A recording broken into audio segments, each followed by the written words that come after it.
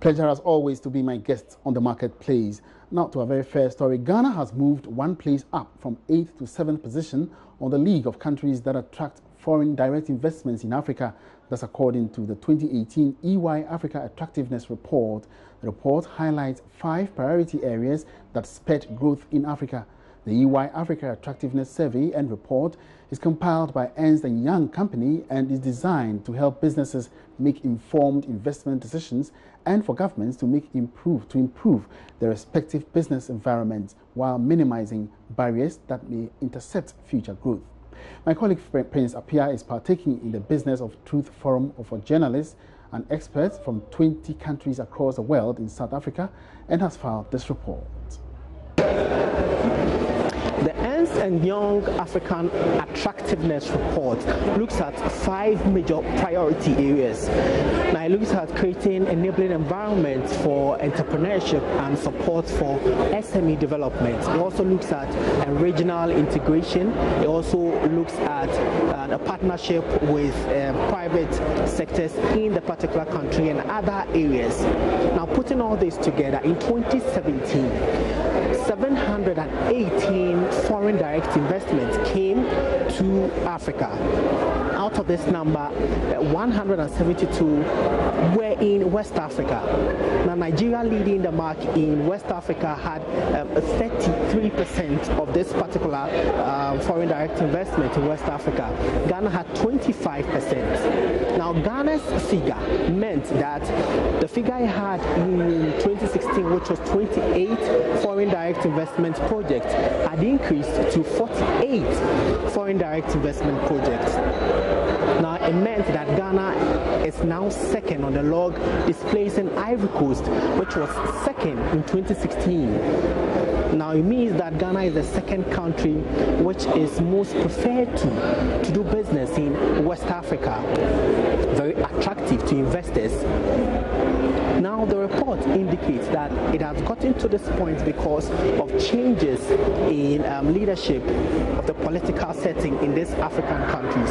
Now we can look at Ghana, for instance, where the changes from the NDC era to the NPP era, a lot of reforms in the public and private sectors coming from right 2017 till now, all contributing to the changes in the log, pushing Ghana up in the ranking from the 8th position it was back in 2016 to the 7th position now in 2017 for Africa, and then second for West Africa. Now, it is also in the report that the projects that these foreign direct investments are targeting have moved from extractive sector to the sustainable investment, as it is put in the report. Now, the report is also saying that for these African countries to sustain the gains, it must be committed, and there should be a lot of commitment to ensure that these projects are used appropriately, and then these governments ensure that more reforms in their public sectors continue. My name is Prince Appiah, reporting from Johannesburg, South Africa.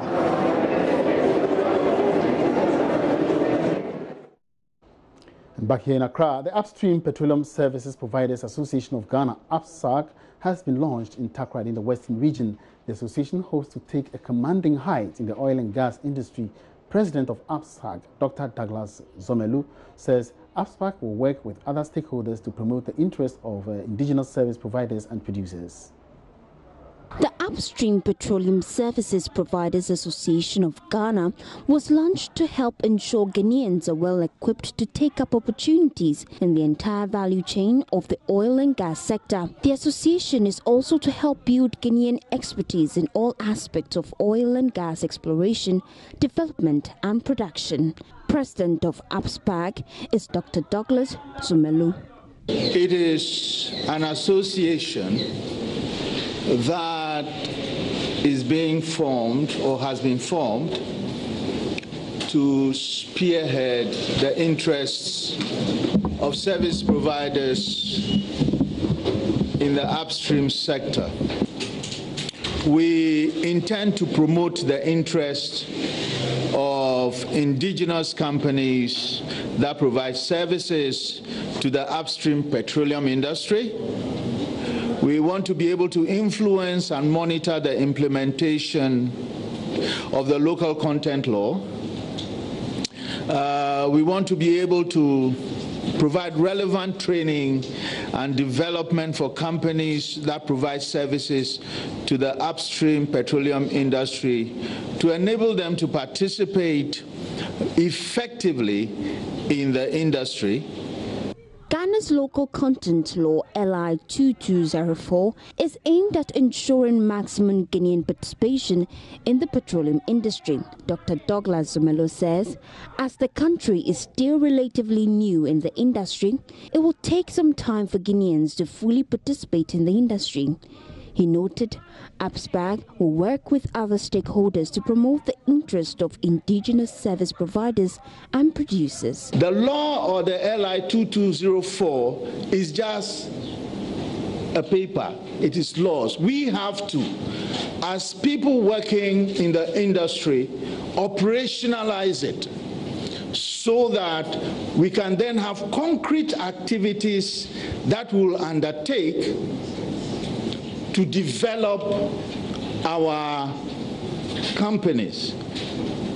10 years down the line, we can then say that we have translated LI 2204 into concrete achievements for the country.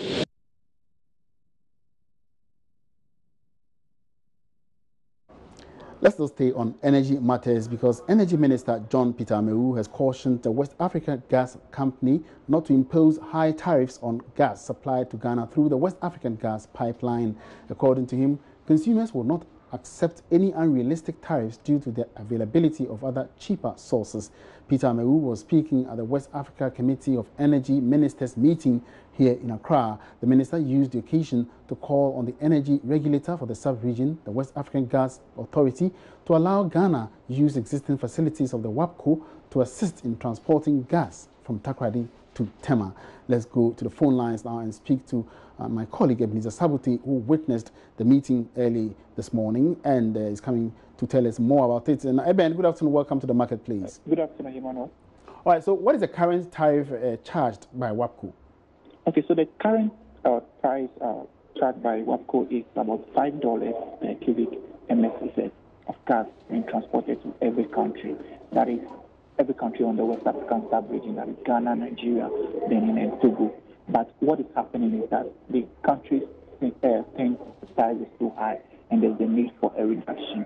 According to Peter Amewu, the prices are unrealistic and consumers will not accept it because there are other cheap sources. So he mentioned the fact that WAPCO can use other means of transporting gas to these countries or other sources of generating power without paying these high prices. So there's a need for them to reduce the price. So reduction of the price to what? I mean, what is the level that Ghana is looking for? So on the side of Ghana, according to Peter Amewu, we are looking at paying $1 per cubic MSCF of gas being transported to the country. Because like I mentioned earlier, he was saying that the prices should be realistic so that consumers can pay. But when you look at the structure here, Benin is also proposing something different from that, meaning that they pay a bit higher than what Ghana is proposing. So that is why this meeting is very important. When you listen to the two of them, the two ministers, saying that they are coming here to deliberate on that so that they arrive at a price. And I engaged the CEO of WAPCO, Whatsapp Paris, who was saying that they are all looking for a win-win situation whereby the countries will also get what they need, but they as a company must also not lose from whatever they are producing or whatever they are transporting to the various countries. So was there an agreement as to what exactly is going to be charged after the meeting? No, there hasn't been any agreement yet. As I speak with you, they are in a closed-door meeting. The media is not allowed in. But what we are understanding is that the WAPCO, the authority, which is the West African Gas Authority, is proposing either 3.7544, which would also still not be the proposed tariff price by Ghana. But they are still deliberating on it. At the end of the day, whatever price they may come up with, they will let the public know about it. All right, so finally, before you go, Ghana is indebted to WAPCO. Now, was there any mention of the amount so far that has been paid or the outstanding debts?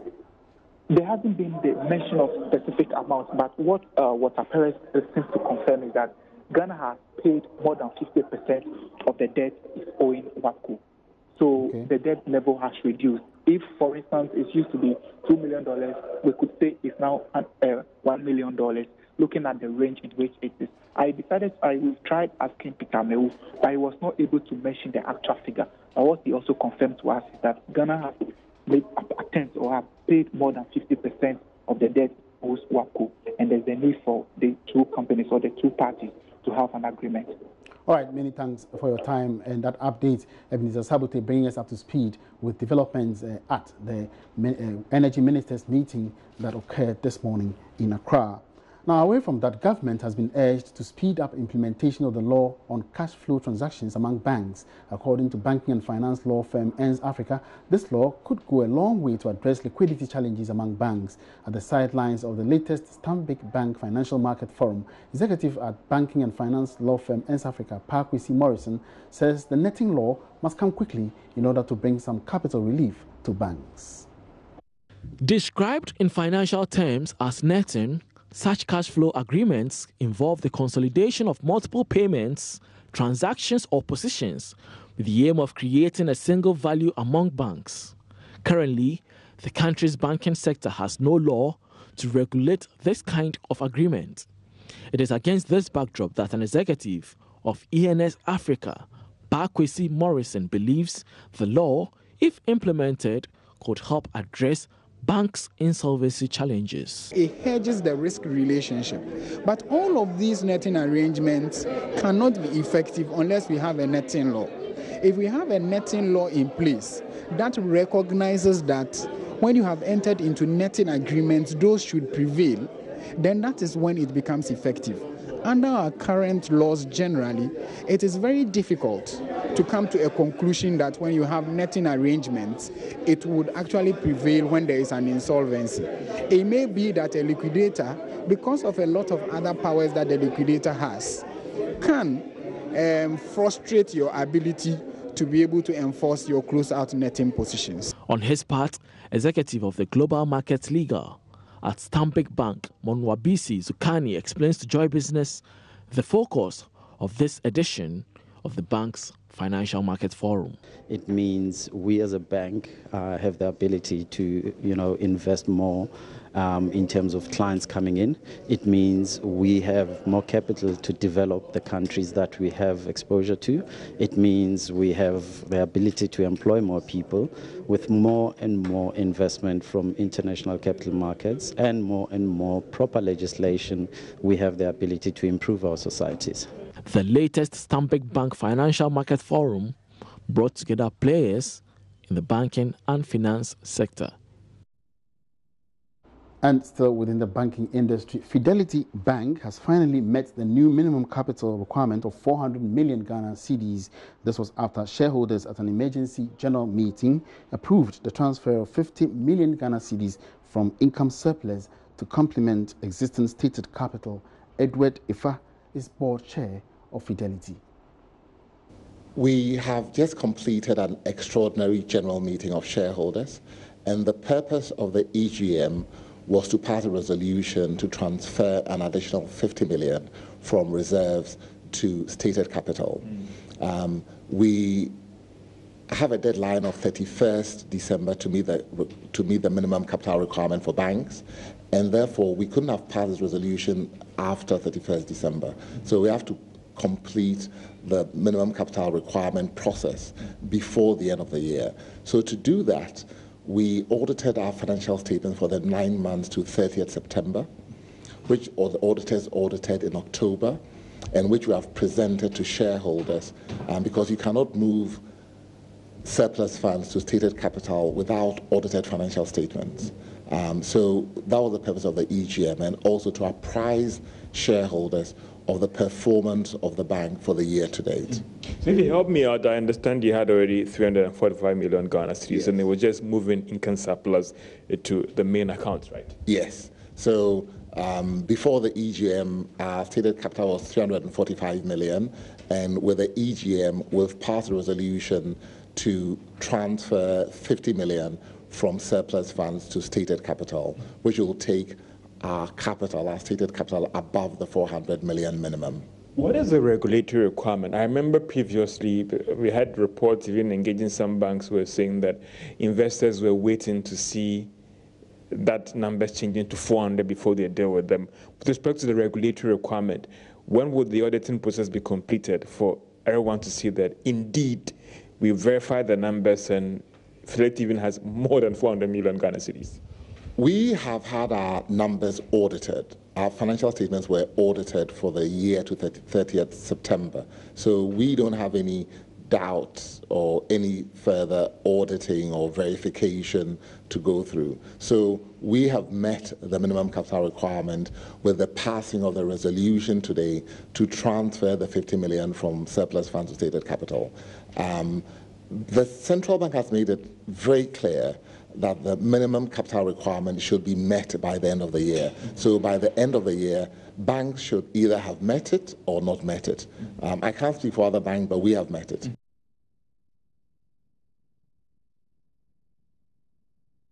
Now, Executive Director of the Ghana Microfinance Institutions Network, GAMFIN, JoyNews, has lauded the ongoing reforms by the central bank to sanitize the sector.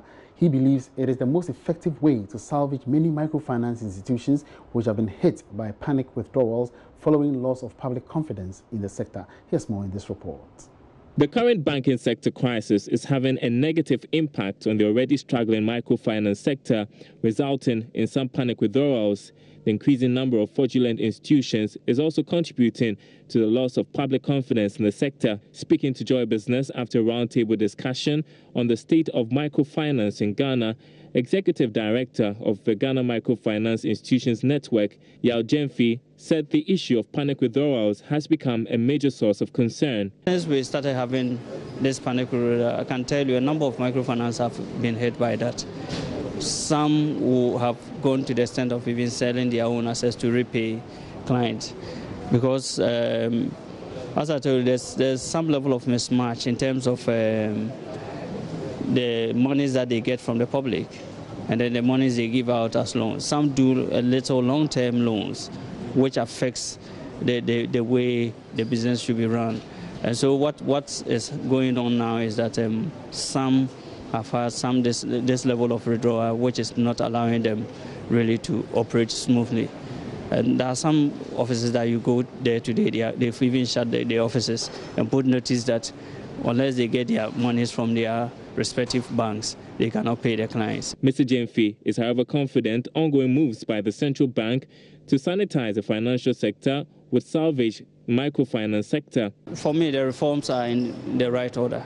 Right order in the sense that, for me, the inefficiencies that the central bank found in the sector should be addressed, and it should be done once and for all. For me, I always have a strong belief that if problems are solved today, then we have a better future. And so I'm anticipating that all this, at the end, will have a very good and smooth sector to run as an industry. And I think as you asked about what will make the microfinance survive, truly, if they live by the regulations, do what is expected of them, put the whole measures that they have as part of the regulation into better perspective. The roundtable discussion was organized by the Faculty of Social Sciences and the School of Economics of the University of Cape Coast. Let's turn to some Greek stories now, and farmers are encouraged to venture into beekeeping and other alternative livelihood sources to improve their incomes. Many cocoa farmers have complained about some financial challenges during the cocoa off-season. The Forestry Commission is spearheading a program as part of its tree farm project, which also seeks to minimize poverty among farmers. Nana Asensu-Mensah has more in this report. The initiatives follow research into the potential of beekeeping to generate extra income for farmers alongside mainstream cash cropping. At a community workshop in Kumasi, farmers were introduced to honey production. Yeah, my research was basically on Richard Ochra-Moating is lead researcher. Any production as it is does not involve a lot of capital. It's not capital intensive. Because once the hive is produced, you can use it for a couple of years and you can harvest annually. It's not gender bias. You will not say it's only women or men who goes in for this venture. Some farmers shared their impression about the project. The Premier Lescofi, your Mancranso district. I want to make me queer. And of course, I'm queer and I buy a fiafe. Tiadia bit me a boy and say, a forest for any idea for a bachelor any a war. We want government to train the farmers and equip them so we can get alternative source of income.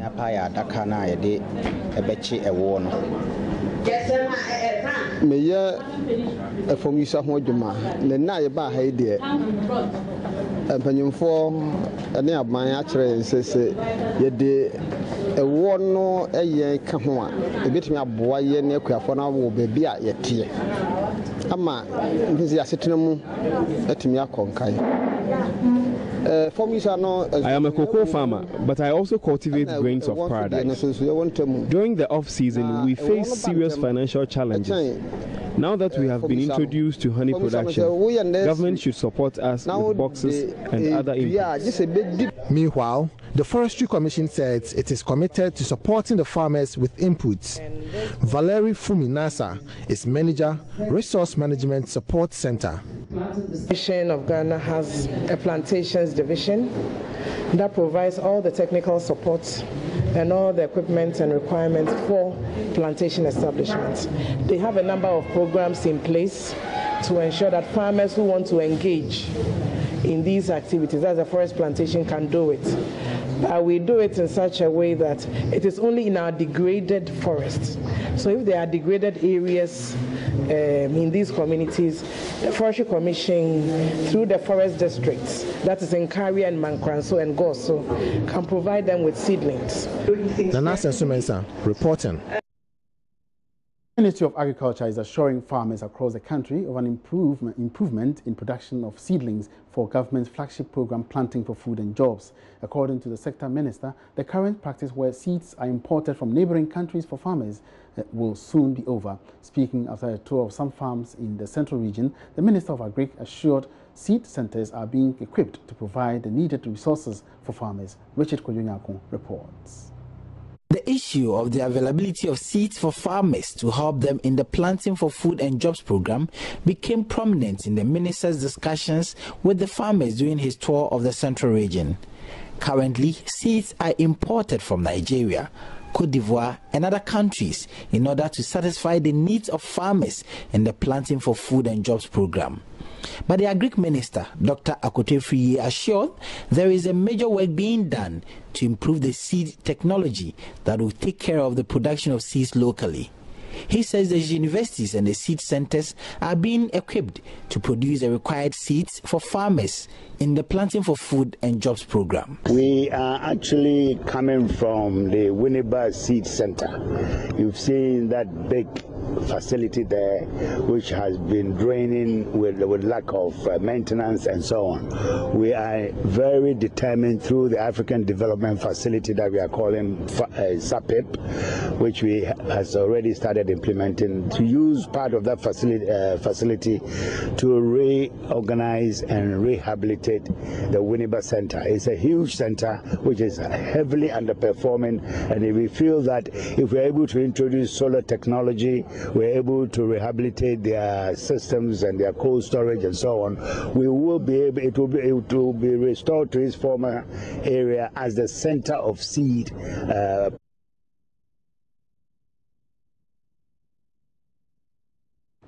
And that will be it for the marketplace for Friday. And thank you very much for being with me throughout the week. My name is Emmanuel Abuaji. Let's meet again Monday for more business. Good afternoon.